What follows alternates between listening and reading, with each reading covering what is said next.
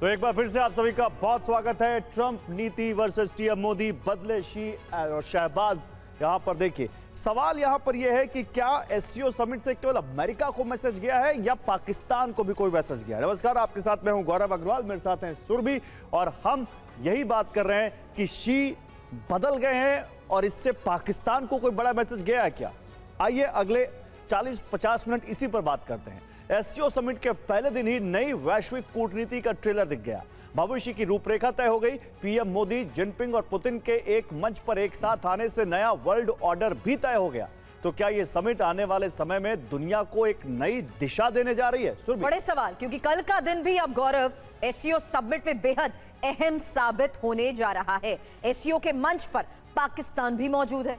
तो क्या आतंकवाद विरोधी नीतियों को लेकर इस बार एससीओ के मंच से पाकिस्तान के खिलाफ कोई ठोस फैसला होगा? क्योंकि एससीओ का मूल उद्देश्य ही है आतंकवाद का खात्मा।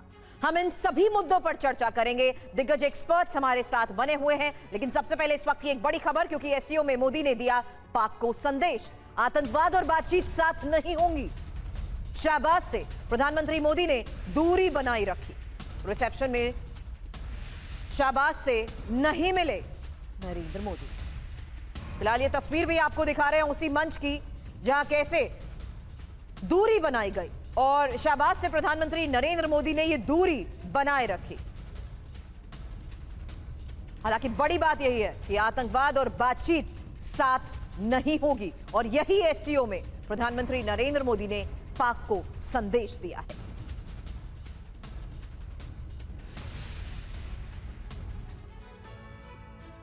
तो एससीओ समिट से पहले इस बात को लेकर चर्चाओं का बाजार गर्म था कि क्या पीएम मोदी और पाकिस्तान के पीएम शहबाज शरीफ के बीच मुलाकात होगी।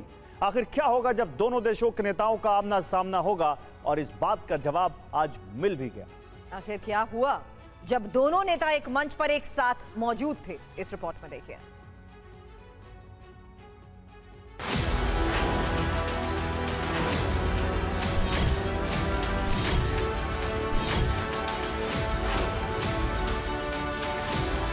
चीन के तियानजिन में एससीओ का मंच सजा था, जहां समिट में शामिल होने वाले लीडर्स के साथ पीएम मोदी पूरे गर्मजोशी से मिले।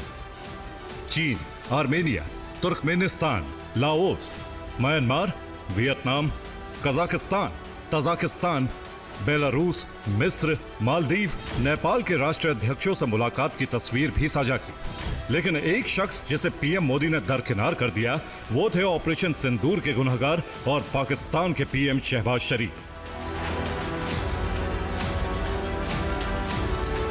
एससीओ समिट से पहले ये सवाल उठ रहे थे कि क्या इस समिट में पीएम मोदी और शहबाज मिलेंगे, लेकिन पीएम मोदी ने अपने तेवर और इरादों से साफ कर दिया कि आतंक के पौध को पानी देने वाले पाकिस्तान के लिए उनके दिल में कोई जगह नहीं है। उधर जब सभी लीडर्स फोटो सेशन के लिए आए, तब भी दोनों के बीच की दूरी साफ नजर आई।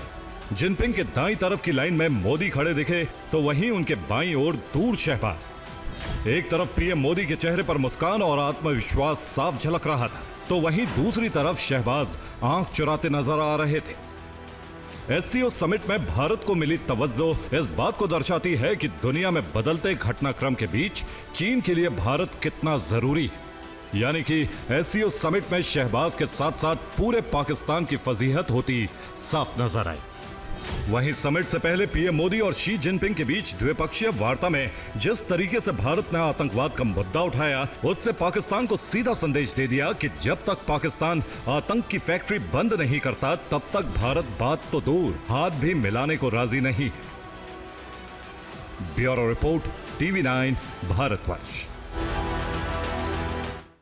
प्रोफेसर अमिताभ, एक बार फिर से आप ही से शुरुआत कर रही हूं, क्योंकि यही बात वहीं हमने एंड की थी कि चीन के साथ पाकिस्तान की साझेदारी अविश्वास की सबसे बड़ी वजह, और आतंकवाद पर इनका स्टैंड एक और सबसे बड़ी बात। देखिए, चीन और पाकिस्तान आतंकवाद पे एक हैं, इसमें कोई गुरेज नहीं है। लेकिन एक बात ये भी सही है कि चीन और पाकिस्तान की दोनों की पॉलिसी, पाकिस्तान प्रमोट करता है टेररिज्म को, चीन ये अच्छी तरह जानता है। और हमने पीछे देखा भी था, राजनाथ सिंह जब एससीओ की मीटिंग में गए थे, डिफेंस मिनिस्टर, उन्होंने साइन नहीं किया, कोई पहलगाम का मेंशन नहीं था, सिर्फ बलोचिस्तान का मेंशन था। तो हमारे जो बीच के जो संबंध हैं वो पाकिस्तान पे बहुत ज़्यादा हिंज करते हैं। और कहते भी हैं कि higher than the mountains and deeper than the ocean इनकी रिलेशनशिप है। तो ऐसे में चीन पर विश्वास करना, पाकिस्तान की दोस्ती को लेकर और टेररिज्म, हम सब जानते हैं हाफिज सईद को उन्होंने अब तक इंटरनेशनल टेररिस्ट घोषित करने में यूएन के मंच पर हमेशा विरोध किया है। यानी कहीं ना कहीं उस टेररिज्म में जो भारत के प्रति पाकिस्तान करता है उसके लिए चीन भी जिम्मेवार है। तो हमें ये एक्सपेक्ट करना कि टेररिज्म पे ब्लैंकेट कोई ये आएगा और खासकर भारत सेंट्रिक, वो तो बिल्कुल नहीं रहेगा। लेकिन एक बात है कि भारत इस समय ये बताने की कोशिश करेगा कि जो भी भारत और पाकिस्तान के बीच है वो सबसे बड़ा विवाद टेररिज्म है। अगर उसको मंच पे नहीं लाया गया तो भारत को इससे बहुत ज्यादा चिंता होगी। और अंबेसडर त्रिपाठी, फिर ये बात क्यों हो रही कि आतंकवाद के मुद्दे पर दोनों देश सहमत हैं? फिर जो भारत जिस आतंकवाद से पीड़ित है, चाइना तो उस आतंकवाद से पीड़ित नहीं है। चाइना का अपनी आतंकवाद की परिभाषा कुछ और हो सकती है। तो क्या यहाँ पर सेम पेज पर कभी आ सकते हैं भारत चाइना उस आतंकवाद को लेकर जो भारत हमेशा जिससे पीड़ित रहा है? मेरे ख्याल से नहीं, क्योंकि भारत और चीन का आतंकवाद की परिभाषा ही दोनों की अलग अलग है। भारत जहां आतंकवाद को इससे जोड़ के देखता है कि भारत में एक प्रायोजित आतंकवाद जो बाहर से आ रहा है वो कैसे आ रहा है। चीन जो है, चीन पाकिस्तान के प्रायोजित आतंकवाद को भी बचा कर देखता है। बचा कर ऐसे देखता है, विखंडित करके, कि वो बलूचिस्तान में जो हो रहा है उसको तो वो आतंकवादी घटना मानता है, लेकिन जो कश्मीर में पाकिस्तान करा रहा है उसको नहीं मानता। तो इस तरह से मतलब वो सेलेक्टिविटी है, चेरी पिकिंग वाली बात है चीन की। तो मुझे नहीं लगता कि आतंकवाद पर चीन और लेकिन दीपक वोरा सर, अब सवाल आपसे, पाकिस्तान की मौजूदगी के बीच भारत का आतंकवाद पर फोकस और उसी की मौजूदगी के बीच इसी मुद्दे को उठाना, यह भी तो एक बहुत बड़ा कदम है। पहले तो यही जो आपने प्रश्न किया था और दो मेरे सहयोगी जो यहाँ पर हैं वो आर बोथ ब्रिलियंट। सीधी बात यह कि कितना महत्वपूर्ण है हमारे लिए आतंक का मुद्दा। भारत पीड़ित है ना आतंक से। मैम, मैं यूनाइटेड स्टेट्स में पोस्टेड था, हम उनको बताते थे कि आतंक, क्रॉस बॉर्डर टेररिज्म हो रहा है। हमसे कहा गया अरे नहीं ये लॉ एंड ऑर्डर प्रॉब्लम है, पाकिस्तान तो बड़े अच्छे बच्चे हैं। फिर 9/11 हुआ, फिर हमें बोले ये क्या बोल रहे थे आप आतंक के बारे में? हमने कहा आप जाग गए हैं आप लोग। तो मैम जब अपने ऊपर आती है, वीगुर को ये टेररिस्ट कहते हैं ना, कितने 15 लाख बंद कर रखे हैं। दलाई लामा को आतंकी कहते हैं ये चीनी, और वो हाफिज सईद जो वहाँ बैठा हुआ है सबका चाचा टेररिस्ट, उसको कहते हैं ये तो बड़ा रिवियर्ड इस्लामिक स्कॉलर है। ये ऐसी बकवास करते हैं, कौन इन पे भरोसा करेगा मैम? रियलिटी, चाइना टॉलरेट करता है पाकिस्तान का जो टेररिज्म है, सोचता है कि पाकिस्तान उसको बचा सकेगा इस्लामिक टेररिज्म से। नहीं हो रहा। बलूचिस्तान में ठोक रहे हैं, टीटीपी उनको ठोक रहा है। अब आप देखेंगे मैम कि टेररिज्म का जिक्र होगा, लेकिन एक बहुत माइल्ड फॉर्म में होगा फाइनल डॉक्यूमेंट में। चीन कभी नहीं अलाउ करेगा कि पाकिस्तान को किसी प्रकार की एम्बैरेसमेंट हो। और पाकिस्तान के प्रधानमंत्री एम्बेसडर वोरा 6 दिन की विजिट पर गए। घर में बाढ़ आई हुई है, पूरे पाकिस्तान में लोगों की मौत हो रही है और वो 6 दिन की विजिट पर गए। दैट मीन्स आप समझ सकते हैं कि चीन के लिए पाकिस्तान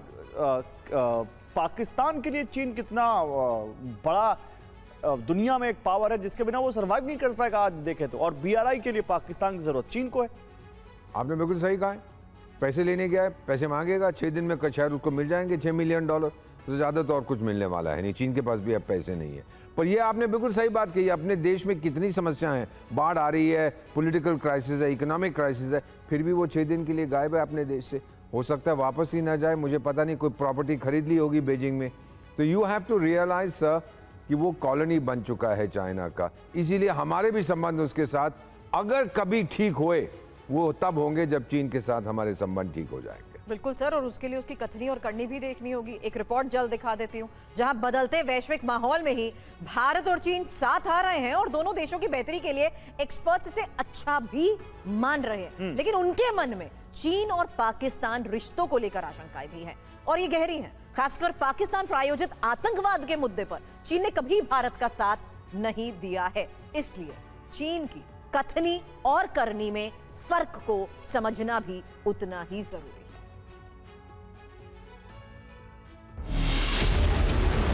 एससीओ समिट में चीन के लिए भारत भी मेहमान है और पाकिस्तान भी। एससीओ के मंच पर पीएम मोदी, जिनपिंग और पुतिन एक फ्रेम में नजर आए तो शहबाज शरीफ भी किनारे पर खड़े दिखे। हालांकि इस दौरान उम्मीद के मुताबिक दोनों नेताओं में कोई बात नहीं हुई, लेकिन चर्चा इससे आगे की छिड़ी। सवाल इस फोटो सेशन से आगे का उठा।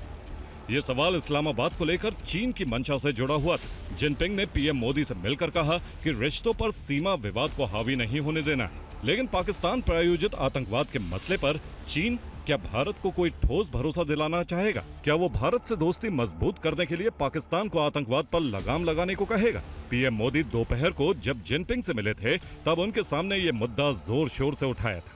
पीएम मोदी ने कहा था, आतंकवाद विश्व शांति के लिए सबसे बड़ा खतरा है।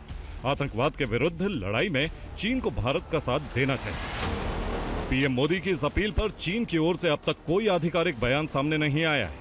चीन ऐसा कोई भरोसा भारत को देगा ये लगता भी नहीं है, क्योंकि पाकिस्तान के साथ मिलकर भारत को धोखा देने का चीनी इतिहास पुराना है। यूएनएससी में वीटो पावर का इस्तेमाल करके यही चीन मसूद अजहर जैसे भारत के गुनहगार आतंकवादियों को बचाने का काम करता रहा है। हाल ही में हुए ऑपरेशन सिंदूर की बात करें तो उस समय चीन ने पाकिस्तान को रियल टाइम रडार और सैटेलाइट डेटा जैसी मदद दी थी। इसके अलावा पाकिस्तान में तैनात चीन के एयर डिफेंस सिस्टम भी भारतीय हमलों के खिलाफ एक्टिव रहे थे। ये बात और है कि वो सिर्फ नाम के थे। इसके अलावा ऑपरेशन सिंदूर के समय पूरी दुनिया ने भारत पर पाकिस्तान की ओर से दागी गई नाकाम चाइनीज मिसाइल के टुकड़ों वाले सबूत देखे थे। सबसे बड़ी बात, चीन के विदेश मंत्री वांग यी ने उस समय पाकिस्तानी विदेश मंत्री इशाक डार से साफ कहा था कि भारत से तनाव के बीच चीन पाकिस्तान के साथ खुलकर खड़ा है। ऐसे में भारत तियानजिन में हर कदम फूंक फूंक कर रख रहा है। चीन के साथ संबंधों को आगे बढ़ाते समय भारत बीजिंग को हर कसौटी पर परख रहा है। भारत सतर्क भी है और सावधान भी है। चीन के तियानजिन से मनीष झा की रिपोर्ट।